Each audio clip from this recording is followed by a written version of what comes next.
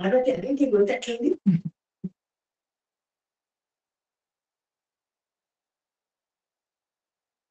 అడగండి అమ్మా. సాయిరామ్, నమస్తే. నాకు ఏ డౌట్ అంటే, ఇప్పుడు మన కర్మ అనుసారం అలాగా మనకు జన్మం వస్తుంది అట్లా మరి జన్మం. ఇప్పుడు ఇంకొకటి కూడా చెప్తా, వచ్చింది. ఇప్పుడు ఏం చెప్తారంటే, ఇప్పుడు మరణ తరువాయిలో ఏమి అనుకుంటూ, ఏమి చూసి, ఏమి మనసులో పెట్టుకుంటే మరణించామో ఆ జన్మం వస్తుంది అని చెప్తారు. ఇప్పుడు కుక్క ఏమో పిల్లియో ఏదో అట్లా ఆ ఏ జన్మం వచ్చిందో, కుక్క పిల్ల అంటూ మనిషి, ఆ మనుషుల మన పిచ్చిల కర్మ అనుభవిస్తామా ఏమి, అది కొంచెం చెప్పండి ప్లీజ్. చెప్తాను. యాక్చువల్లీ ఏ భావంతో అంటే లాస్ట్ భావం ఏది ఉంటే దాని ప్రకారం వస్తుంది జన్మ అంటారు.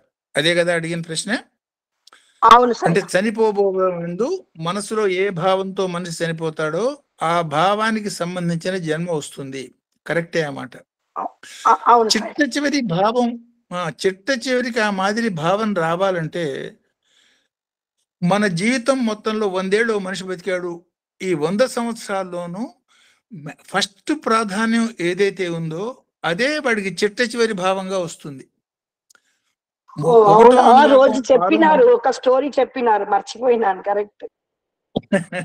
1వ అనువాకం 6వ మంత్రంలో ప్రథమో దైవ్యో భిషక్ అనే మాట చెప్తాం. అంటే అనేక రకాల ప్రాధాన్యాలు మనం ఇస్తూ ఉంటాం జీవితంలో. అన్నిట్లోనూ మొట్టమొదటి ప్రాధాన్యం భగవంతుడికి ఇచ్చేటట్టయితే చిట్ట చివరికి కూడా భగవంతుడే మన ఆలోచనలోకి వస్తాడు. సపోజ్ మన మొట్టమొదటి ప్రాధాన్యం శారీరక సుఖానికి ఇచ్చేటట్టయితే దానికి సంబంధించిన ఆలోచనలు వస్తాయి. ఆ మాదిరి పనికిరాని జన్మ ఒకటి వస్తుంది. అందువల్ల షిరిడి అవతారంలో ఉన్న కథ మనం గుర్తించుకునేటట్టయితే, ఒకడు పూజారి బ్రాహ్మడు, ఇంకోటి వాడికి మామగారు పెద్దవాడు బ్రాహ్మడు. ఈ ఇద్దరు ఈర్ష్య ద్వేషాలకి లోను కావటం మూలంగా, కామక్రోధాలకి వశం కావటం మూలంగా, విపరీతమైనటువంటి డబ్బు పిచ్చ మూలంగా ఒకడినొకడు కొట్టుకోవటం, తిట్టుకోవటం, ఆ మాదిరి మనసులో అసహించుకోవటం మాదిరి జీవితం గడపటం మూలంగా వాడు బ్రాహ్మలైనా సరే మరుసటి జన్మలో పాముగాను కప్పగాను పుట్టారు. అట్లా కప్పగా పుట్టినా సరే వీడు భగవాన్ నాకు నువ్వే రక్ష, వాడు నన్ను చంపేటట్టయితే నువ్వే రక్ష అనే ఒక మాట అన్నాడని అభయం ఈయన ఇచ్చాడు, రక్షిస్తాను. ఏమిటి రక్షించాడు? ఆ కప్పని పాము తినబోతున్నప్పుడు వీరభద్రప్ప నువ్వు తింటా అని కోపడి ఆ కప్పని తినకుండా చేస్తాడు. అంటే భగవంతుడిచ్చే రక్షణ ఇస్తాడు, కానీ మనం చేసుకున్న కర్మల ప్రకారం మనకి జన్మ వచ్చే అవకాశం ఉంటుంది. కాబట్టి భగవంతుడిలో ఎప్పుడు లోపం ఉండదు. రక్షణ కప్పకైనా రక్షణే, మనిషికైనా రక్షణే, దేవుడికైనా రక్షణే. సో ఆయన రక్షణ ఇచ్చిన ఆ రక్షణని సద్వినియోగం మనం చేసుకోవాలంటే మన వ్యక్తిగత సాధన, వ్యక్తిగతమైనటువంటి భావాలు సమాజ శ్రేయస్సు పరంగా, మన పురోగతి పరంగా ఉండాలి అని అర్థమవుతుంది. సో చిట్ట చివరి థాట్ వచ్చేదానికి జీవితాంతం మనం ప్రయత్నం చేస్తే చిట్ట చివరి థాట్ వస్తుంది. స్వామి ఒక చక్కటి ఎగ్జాంపుల్ చెప్పారు కథ రూపంలో. మనం బయట నుంచి ఇంట్లోకి వచ్చాం, చెప్పులు బయట వదిలిపెడతాం, ఆ ప్యాంటు షర్టు లోపలికి వచ్చినాక ఎక్కడో హాల్లోనూ తగిలిస్తాం, బంగారం అట్లాంటివి ఏదైనా ఉంటే లాకర్లో పెడతాం. అన్నీ మనవే కదా. చెప్పులకి కొంత ప్రాధాన్యత ఇచ్చాం, అంతగానే ఎక్కువ ప్రాధాన్యత డ్రెస్కి ఇచ్చాం, ఇంకా ఎక్కువ ప్రాధాన్యత బంగారం ఇచ్చాం, ఇంకా మోస్ట్ సీక్రెట్ కాన్ఫిడెన్షియల్ డాక్యుమెంట్స్ ఉంటే ఇంకెక్కువ ప్రాధాన్యత ఇస్తాం. అట్లా ఎక్కువ ప్రాధాన్యత భగవతత్వానికి సాధనకి ఇచ్చిన మానవుడు ఉత్తమ జన్మ కలుగుతుంది, లేదు జన్మరాహిత్యం కలుగుతుంది. జన్మరాహిత్యం కలక్కపోయినా ఉత్తమ జన్మ కలుగుతుంది. అంటే సాధకుల ఇంట్లో, గొప్పవాళ్ళ ఇంట్లో వాడికి పుట్టే అవకాశం చిక్కుతుంది. మనం 1వ అనువాకంలో మంత్రాలను అన్వయించుకుంటే ఇది మనకి తెలుస్తుంది. అంటే జన్మ గనక తప్పనప్పుడు ఉత్తమ జన్మ ఈ స్వామి. ఆ మారీచుడు కథ ఇందాక మనం చెప్పుకున్నాం. వాడేం ఆలోచించాడు? ఎటు చచ్చిపోవాలి, రావణాసుడి చేతులు చచ్చే కన్నా రాముడి చేతులు చచ్చిపోదాం. ఆ మాదిరి ఇంగిత జ్ఞానం భగవంతుడు మనకు కలిగించి ఉత్తమ స్థితి కలిగిస్తాడు. అర్థమైంది. చాలా ధన్యవాదాలు. సాయిరామ్. సాయిరామ్ శాస్త్రి గారు నమస్కారం అండి. గురువు గారికి నమస్కారం. నమస్కారం అండి. మీరు నాకు ఇదివరకు మీరు చెప్పిన మాట ఒకటి గుర్తొచ్చింది. ఈ పూట మనకి ఆ సైనికులు ఎంత బలవంతులైనా బుద్ధిమంతులైనా సేనా నాయకుడు కనుక బుద్ధిహీనుడో పిరికివాడో అయితే ఆ సేన ఓడిపోతుంది అని. అవును, నిజం. అట్లాగే 100% నిజం. మనం ఎంత బలవంతులైనా మానవుడు సేనాధిపత్యం వహించినటువంటి మనస్సు గనక దౌర్బల్యమైనట్లయితే మనం సాధన చేయలేము, ముందుకు కూడా పోలేము. గనక ఈ మన సేనాని అనేటువంటి మనస్సుని మంచి మార్గంలో అనగా అరిషడ్ వర్గాల నుంచి కొంచెం తప్పించుకోవడానికి సాధన చేయాలి. దట్టు రాబోయే కాలం మనకి సాధారణంగా తెలుస్తుంది. ఒక 5 సంవత్సరాలు నాశనం అయిపోయినటువంటి ఒక ప్రాంతాన్ని మళ్ళీ బాగు చేయాలంటే 15 సంవత్సరాలు పడుతుందేమో తెలియని పరిస్థితిలో ఉన్నాము. ఇలాగా కాబట్టి పాడవడం తేలికే. నిజానికి ఇప్పుడు నిన్న మా నూజివీడులో కూడా హెవీ రెయిన్ మాకు ఇంటికి ఒక పర్లాంగ్ దూరంలో ఉన్నది ట్యాంక్ తెగిపోయింది. ఆ మొత్తం ఇళ్ళు అవన్నీ బోళ్ళంత నష్టం. కానీ అది బాగుపడాలంటే ఎంత టైం పడుతుందో. అట్లాగా మనకి చెప్పారు 18 రోజులు కురుక్షేత్రం జరిగితే 18 సంవత్సరాలు పట్టింది మళ్ళా రావడానికని. కాబట్టి మనం మనస్సుని మంచి మార్గంలో సేనాని మంచి మార్గంలో నడిపించుకోవడానికి భగవంతుని యొక్క ప్రార్థన పరంగాను చేసుకొని స్వామిని ముందు పెట్టుకొని కనుక మనం సాధనకి చేసినప్పుడు మనకు వచ్చినటువంటి ఇబ్బందులే కాకుండా సమిష్టిగా వచ్చేటువంటి ఇబ్బందులను కూడా మనం అధిగమించగలుగుతాం అనేది మనస్సులో పెట్టుకొని ఎప్పుడు కూడా మనం మన కార్యక్రమాలను చేసుకుంటే ఇబ్బందుల నుంచి మనల్ని స్వామి రక్షిస్తూ ఉంటారు తప్పనిసరిగాను. నేనుండగా భయం ఎందుకు అన్నారు స్వామి అనేది కూడా మనకి. అట్లాగే ఇంకోటి సత్కర్మలు ఎందుకు అనే దాని మీద కూడా చక్కటి క్లారిఫికేషన్ ఇచ్చారండి. ఆ సత్కర్మలు కనుక సరైనటువంటి దృష్టితో చేయకపోతే అవి సత్కర్మలుగానే మిగులుతాయి తప్ప ఉచ్చ స్థాయికి తీసుకెళ్ళలేవు. నలుగురు చెప్పుకోవడానికి మంచి కార్యంలాగా పనికొస్తుంది తప్ప మనం వెళ్లాల్సిన స్థాయిని మాత్రం చేర్చలేవు. కనుక ఇక్కడ ఈ మనస్సుకు ఉన్నటువంటి స్థానాన్ని అవసరాన్ని ఇవన్నీ కూడా ఈ రోజు చక్కగా డిస్కస్ చేశారండి. అట్లాగే మనకి మన శరీరంలో సూర్యుడేమో కాదు, అగ్ని సూర్యుడు ఏమో కళ్ళని, మనస్సు చంద్రుడు అని ఇలాగా. తర్వాత వెష్టిలో తప్పులుంటే సమిష్టి చెడిపోతుంది. వెష్టిలో అందరూ వెష్టి కరెక్ట్ గా ఉన్నట్లయితే సమిష్టి కూడా అదే స్థాయిలో ముందుకెళ్తే భగవాన్ సత్యసాయిబాబా వారు ఏర్పరిచినటువంటి ఈ సత్యసాయి సేవా సంస్థలు కూడా దీనికి ఉదాహరణగా మీరు చెప్పడం జరిగింది. చాలా మంచి విషయాల్ని గుర్తుంచుకోమని చెప్తూ చక్కటి ఇది చెప్పారు. సాయిరామ్. ఎల్ఎస్పి కాకతాళీయంగా నేను సత్సంగం ముందు రాసుకున్న అంశం I will narrate just before satsang what I have return. Sir ఎలా చెప్ అంటే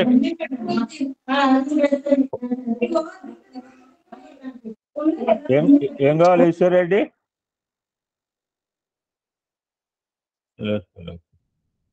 What I have written, I am reading. Please listen.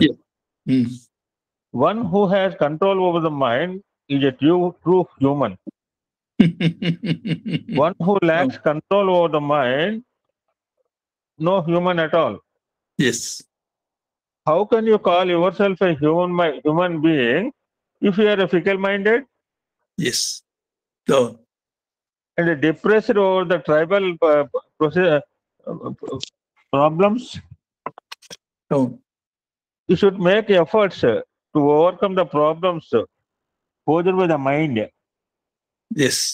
Without being unduly worried about them. In this world, there is nothing greater than God's love. Yes. ఈ 10 మాటలు రాసుకున్నాను sir. యువతల page మీద లేదు మీకు యువతల లెఫ్ట్ సైడ్ పేజీ మీద ఇది ఉంది, రైట్ సైడ్ మీద మీ సత్సంగం స్టార్ట్ చేశాను ఇవాళ. I stop here. దాని తర్వాత ఇంకొక చిన్న ఇన్సిడెంట్ రాశాను సార్. అంటే ఒక మహనీయుల మాట, ఇప్పుడు స్వామి నుంచి వచ్చిన మాట, స్వామి సత్యం మాట్లాడదు కదా, స్వామి మాట్లాడింది సత్యం. అంటే ఒక చిన్న ఎగ్జాంపుల్ నేను పెట్టాను. మా వాళ్ళు ఎంతమంది ఒక రోజు అండి, అంటే మహనీయుల వాక్యాలు ట్రూ ఆర్ ఫాల్స్, మనకి ట్రూ ఆర్ ఫాల్స్ కావచ్చు. ఒక అమావాస్య రోజున పౌర్ణమి అని కాళిదాసు మిస్పెల్ చేశాడట. మీరు చెప్పారు ఇవాళ.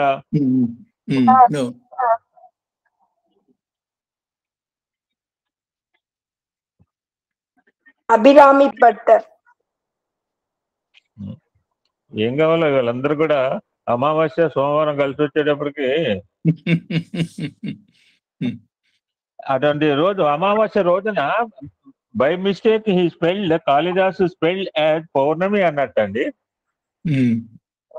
అనేటప్పటికీ అమ్మవారు ఏం చేసిందిట, ఏం చూస్తున్నావు పద్మ, రిమూవ్ చేయక. అమ్మవారు అది వెంటనే తమ ముక్కు పుడక తీసి ఆకాశంలోకి విసిరేస్తుంది సార్. తన భక్తుడు అమావాస్య రోజు పౌర్ణమి అన్నందుకు టేకెన్ పుడక and thrown into the sky universe. ఆ ముక్కు పుడక కాంతికి అమావాస్యల్లో పౌర్ణమి అయిపోయిందండి. What wonderful thing. అంటే ఇప్పుడు సాధన ఇందాక మా సోదరు చెప్పాడు, సమిష్టి డ్యామేజ్ గురించి ఆలోచిస్తున్నాం కానీ సమిష్టి డ్యామేజ్ చేసేది వేస్తే. ఎగ్జాక్ట్లీ. లోకం నాశనం అయిపోయింది. మనం బాగుంటే లోకం బాగుంటుంది. మనమే బాగుంటాక లోకం బాగలేదు, అసలు సొసైటీ అంత వరస్ట్గా ఉంది, ఎట్లా బతకాలి? సొసైటీ అంత మంచిగా ఉంది, మనమే బాగలేక అంత సొసైటీని తిట్టుకు చేస్తుంటాం. అంతే. When we are bad, society is bad sir. Society ఎక్కడి నుంచి వచ్చింది?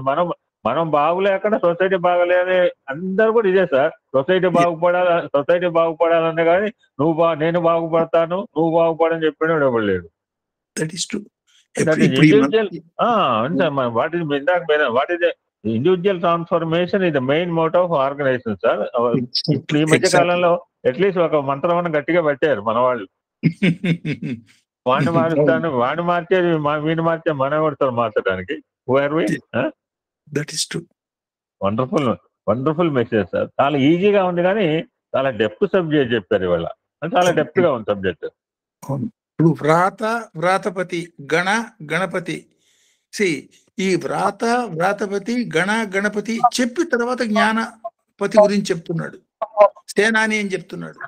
అంటే యాక్చువల్గా వ్రాతం కాదు ప్రాబ్లం, వ్యక్తితోనే ప్రాబ్లం. వ్యక్తులే వ్రాతం అవుతారు, వ్యక్తులే గణాలు అవుతారు. అందుకని శివ కుటుంబం, మన శరీరానికి శివ కుటుంబానికి ఉన్నటువంటి తాదాత్మ్యత ఇంత అంతా కాదు. అంటే చూడటానికి చాలా సింపుల్గా ఉన్నవి. ఈ సింపుల్గా ఉన్న వాటిలో అంతరార్థం ఎంత, ఇది మనం tip of iceberg wave touched. ఇంకా అందులో దూర్వాస మహర్షి యొక్క మనోభావాలు ఇంకెన్నెన్ని ఉన్నాయో. ఈ సేనాని అనే పదాన్ని కూడా ఎన్నోసార్లు రుద్రంలో రిపీట్ చేస్తున్నాడు అనేక రకాలుగా. నీలకంఠుడు అనే మాట అనేక రకాలుగా రిపీట్ చేస్తాడు. వృక్ష అనే మాట అనేక రకాలుగా రిపీట్ చేస్తున్నాడు. ఇవన్నీ సాధనాపరమైన భావంగా మనం తీసుకున్నప్పుడు చాలా ఉదాత్తమైన భావాలు మనకు అందిస్తాయి అవి.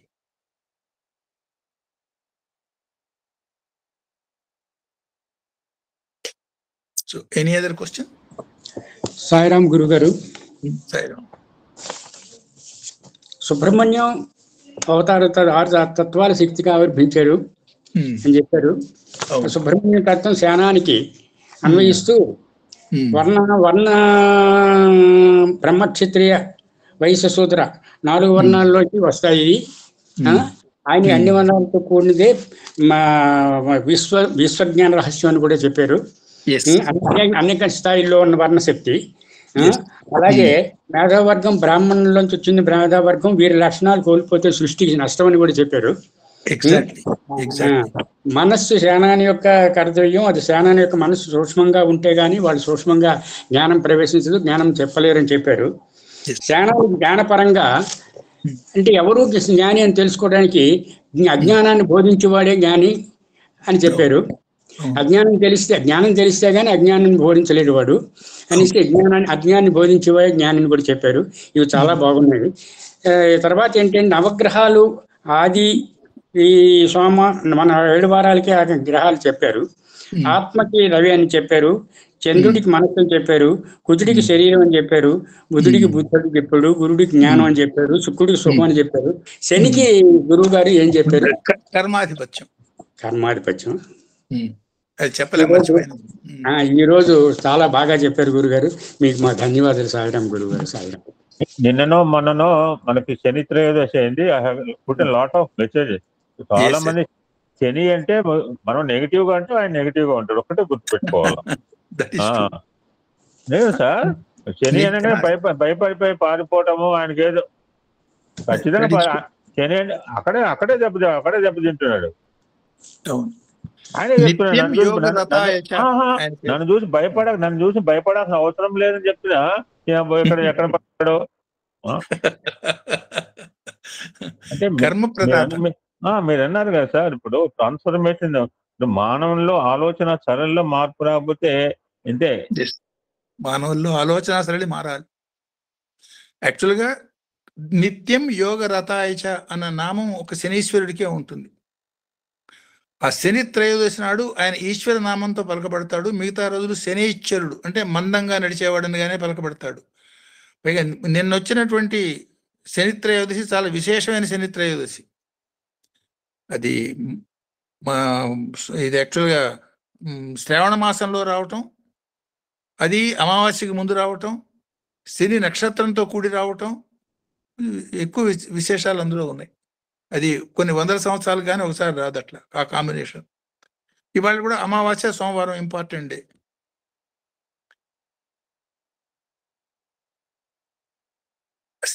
శని కర్మ అంటే ఎవరెవరికి ఏ ఆధిపత్యం ఇవ్వాలో వాళ్ళకి ఆ ఆధిపత్యాన్ని భగవంతుడు ఆ మాదిరిగా ఇచ్చాడు రక్షణ కోసం.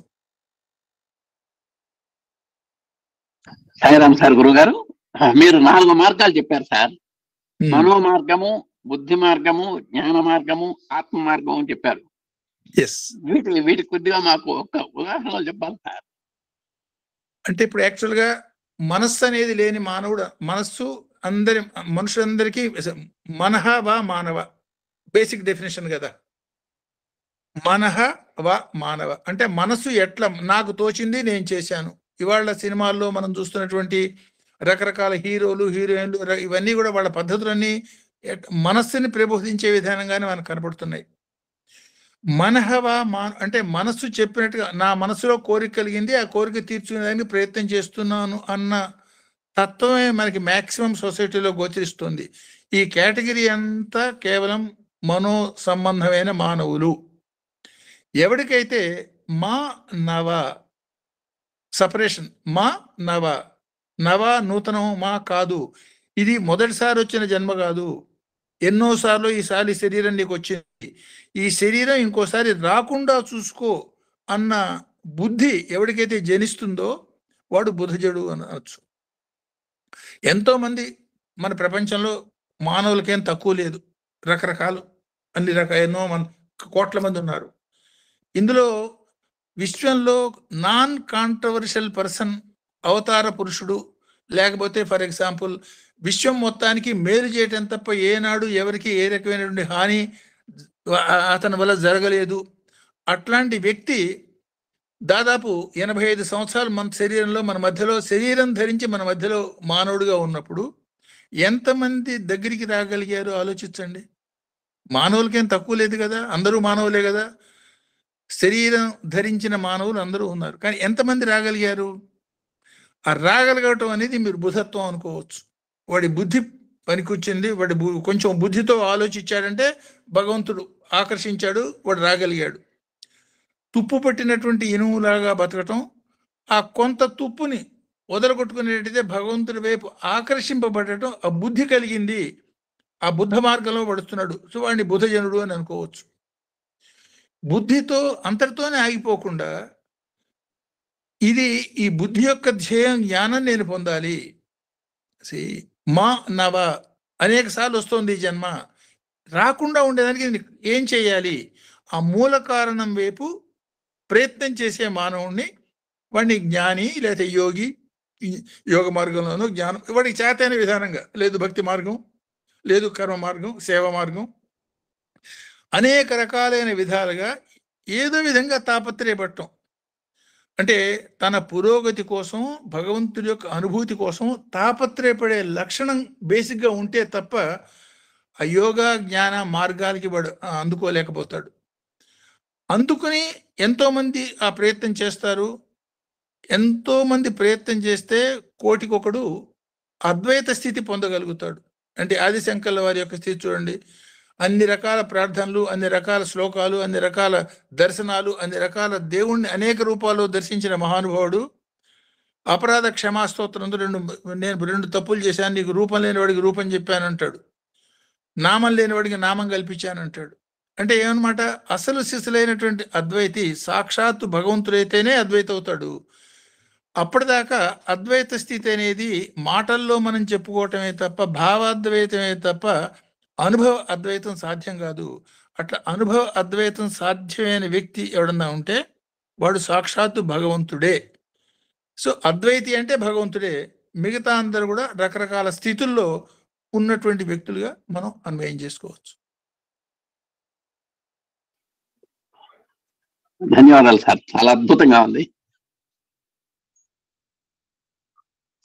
సాయిరామ్ అండి. శాస్త్రి గారికి, లక్ష్మీనారాయణ గారి దంపతులకు, సాయినాథునికి నమస్కారాలు.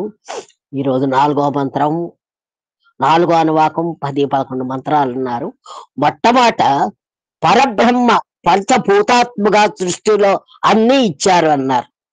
మొట్టమొదటి వాక్యమే. దీనిని ఆదిశంకర్లు ఏమన్నారు, మానవులు ఎలా సృష్టి అవుతుందో, మానవుల్లోని అరిషడ్ వర్గాలు, ప్రకృతి వైపరీత్యాలు ఇవన్నీ జరుగుతుంటాయని అన్నారు. భగవంతుడు ఎక్కువ కాలం మన మనసులో ఉండాలన్నారు ఒక మాట. అది చాలా సంతోషం. మన సంకల్పాలు మంచి చెడు అనే కలయికతో ఉంటాయి.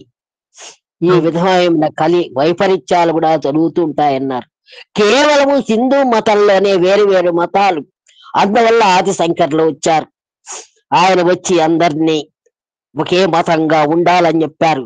ఎక్కువ మండల మిశ్రుడితోటి కూడా ఆయన ఎక్కువ వాదించారు.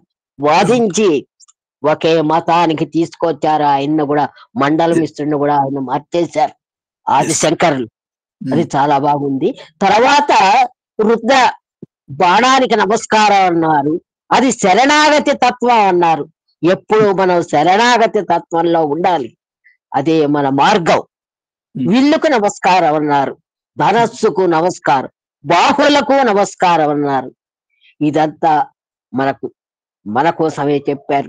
ఏ ప్రార్థన పరంగా చూసినా అది సత్యసాయి సేవలో ఉందన్నారు.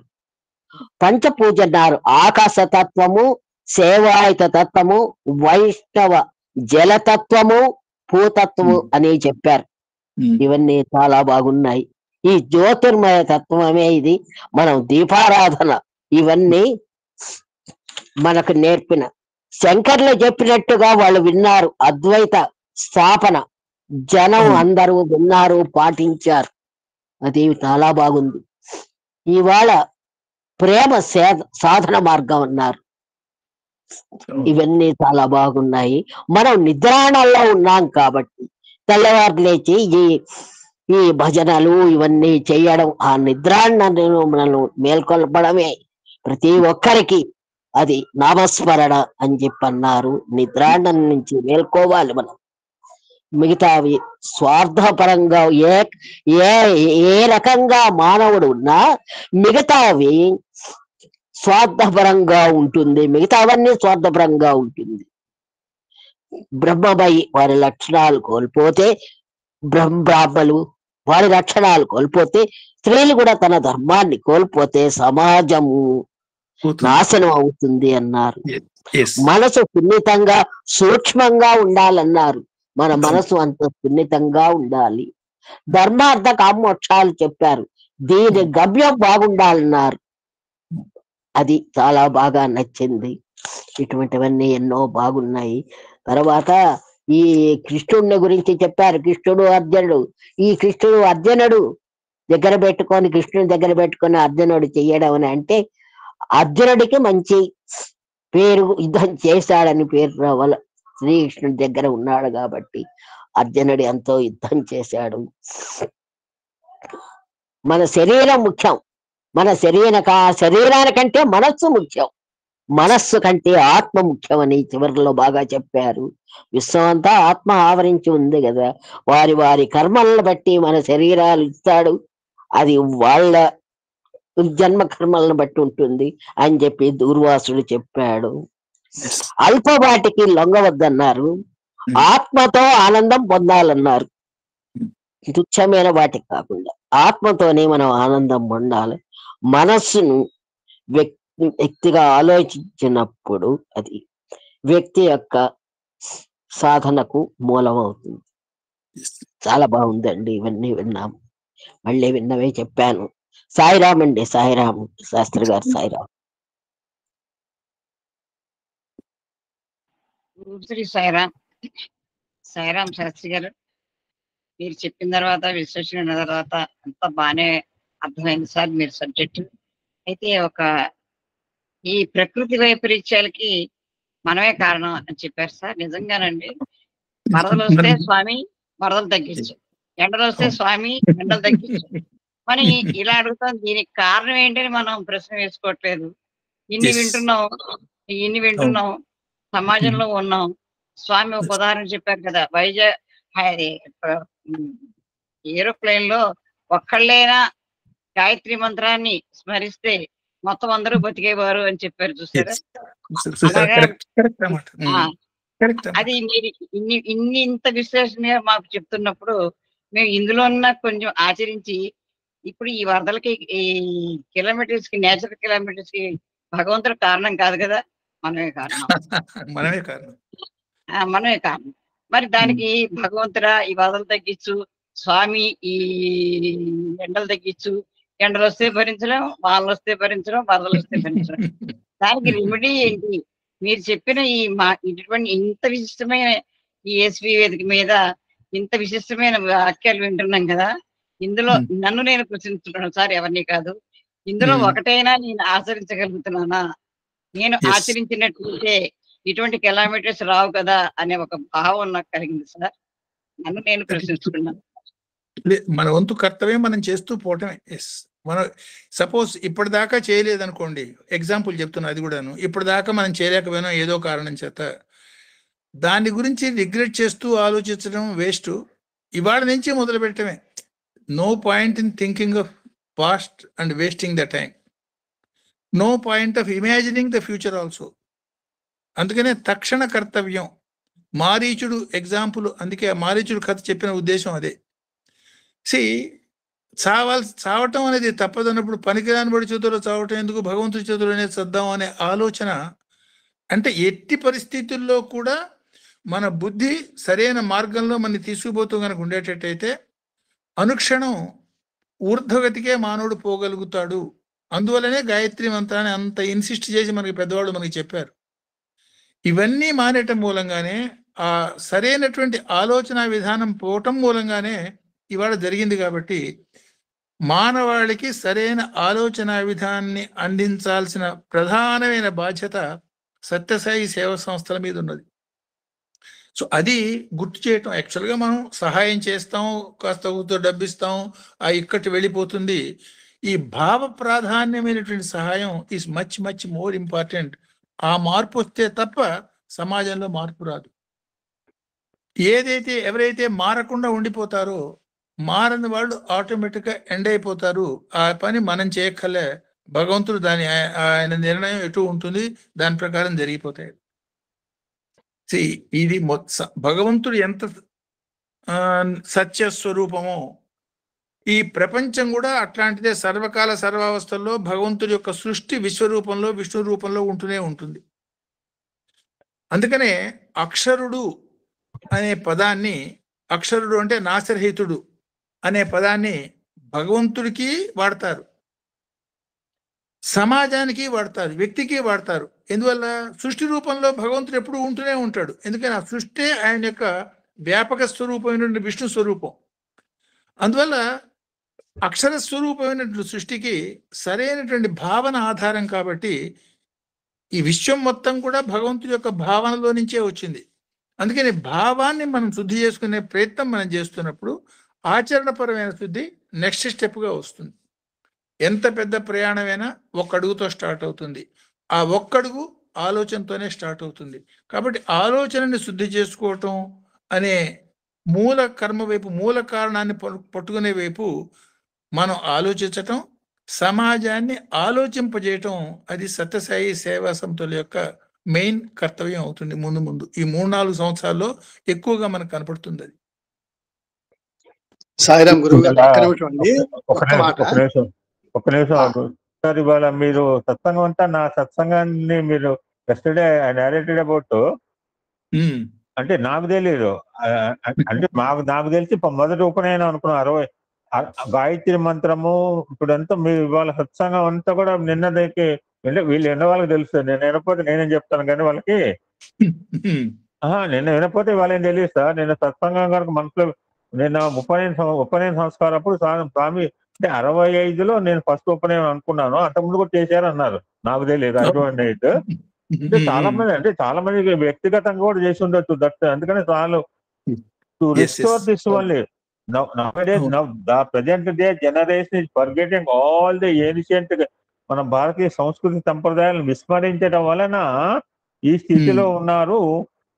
My duty to restore all the norms.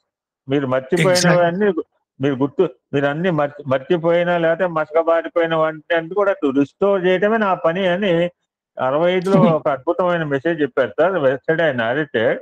ఇవాళ మీ సత్సంగం అంతా దాని చుట్టూ తిరుగుతూనే ఉంది, గాయత్రి మంత్రం చుట్టూ. కరెక్ట్, ఇండైరెక్ట్ గా అవును, కరెక్టే. అదే గాయత్రి, అజప గాయత్రి, అదే గాయత్రి యోగం, అదే గాయత్రి ఈ వ్యక్తీకరణ. కరెక్ట్. ఎల్ఎస్పి సరే మరి భగవంతుని శక్తి ఎంత గొప్పదంటే, నిన్న ఇప్పుడు మన ఇంటి దగ్గర అండి చెరువు కట్ట తెగిందని చెప్పాను కదా, అది పగలు 11:30-12 టైంలో తెగింది సార్. అదే కనుక రాత్రి తెగి ఉంటే 1000 మంది చనిపోయేవారండి నిద్దట్లో. వాళ్ళు ఒక అమ్మవారి గుడి కట్టుకున్నారండి. అక్కడ కట్టమ్మటేనే అమ్మవారి గుడి కట్టుకున్నారు. అమ్మవారి గుడికి కొద్ది దూరంలోనే ఒక 100 మీటర్ల దూరంలోనే తెగింది అది. 11:30-12 మధ్యలో దిగటం వల్ల అందరూ బయటకు వచ్చేసారు. ఇప్పుడు అనిపించింది, మన సంభాషణ వచ్చిన తర్వాత నాకు థాట్ వచ్చి, అమ్మో ఇది రాత్రి దిగుంటే ఎన్ని 100 మంది చనిపోయేవారు అని. అమ్మ వాళ్ళని అలా కాపాడింది. చాలా బ్రహ్మాండంగా ఉత్సవం చేసుకుంటారు సాయిరామ్ అమ్మవారికి వాళ్ళు. అమ్మవారి వాళ్ళని అలా కాపాడింది సాయిరామ్. అది ఏదో ఒక రూపం. ఈ నామరూపాలన్నీ ఒకే ఒక శక్తి, నిరాకార పరాశక్తి నుంచే వచ్చినాయి. కాబట్టి ఎవరెవరి స్థాయిలో వాళ్ళు దాన్ని పట్టుకుని ప్రార్థన చేసుకుంటూ, సాధన చేసుకుంటూ పోవటమే. కళ్ళారా చూసింది సార్. అది అసలు వస్తేనే భయం వేసిపోతుందండి. రాత్రి పూట అయితే ఒక్కళ్ళు బయటకు వచ్చేవాళ్ళు కాదు.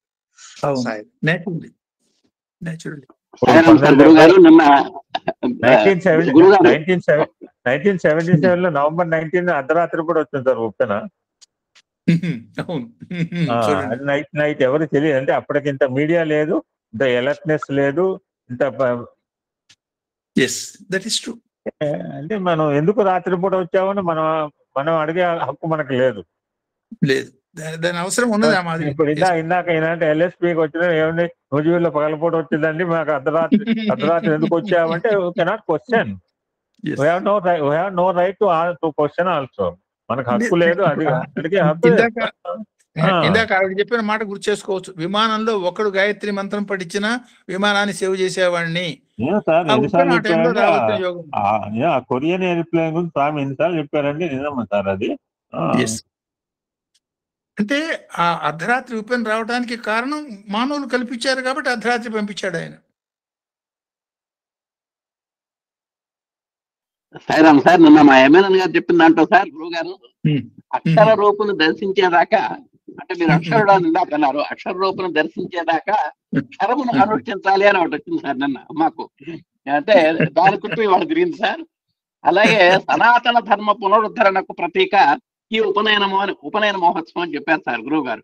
అంటే ఎవరైతే త్రికాల సంధ్యావందనాలు ఎవరైతే చక్కగా నిర్వర్తిస్తారో అప్పుడు భగవంతుడు మనకు అనుకూలంగా ఉండి మనకు అక్షర రూపంలో సందర్శించగలిగినటువంటి శక్తి సామర్థ్యాలు మనకి ఇస్తారని కూడా నన్ను సత్సంగంలో వచ్చింది సార్. దానికి అంతటి కూడా గాయత్రి మంత్ర ప్రభావంలో చెప్పారు గురువు గారు. సాయిరామ్ సార్, మీరు చెప్పిన అక్షరుడు ఇక్కడ అక్షరం కొంచెం గా ఉంది సార్. సాయిరామ్ సార్. అక్షర స్వరూపుడు. అవును, అక్షర స్వరూపుడిని తెలుసుకునే దానికి మనం వచ్చాం కాబట్టి ఆ మార్గం అక్షరాన్ని పట్టుకోవటం. కరెక్ట్. సాయిరామ్ సార్. ఈరోజు మరి 4వ అనువాకంలో చక్కని 10-11 మంత్రాలు చక్కగా చెప్పారు. ఎన్నో ఇవాళ